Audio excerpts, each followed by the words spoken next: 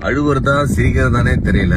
இவ்வளவுதான் நம்ம படிச்சு உலக அறிவுன்னு நினைச்சாலும் ஒருத்தன் சப்பையா ஆன்லைன்ல ஒரு வாட்ஸ்அப் மெசேஜ்ல 15,000 ரூபாய் என்கிட்ட இருந்து ஆட்டையை போட்டாங்க.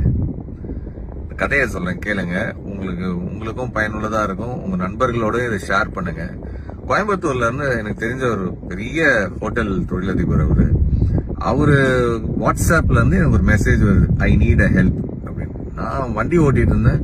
அவர்கிட்ட இருந்து ஒரு மெசேஜ் ரொம்ப ரேரா வரும். அவர்கிட்ட இப்படி ஒரு மெசேஜா? நான் உடனே சார் என்ன சொல்லுங்க அப்படின்னு, ஒரு 15,000 ரூபாய் எனக்கு உடனே அனுப்பு அப்படின்னு ஒரு அடுத்த மெசேஜ். நான் ஓகே சார் நம்பரு அப்படின்ற ஒரு நம்பர் ஒன்னு அனுப்பியிருந்தாரு. அந்த நம்பரை நான் செக் கூட பண்ணல.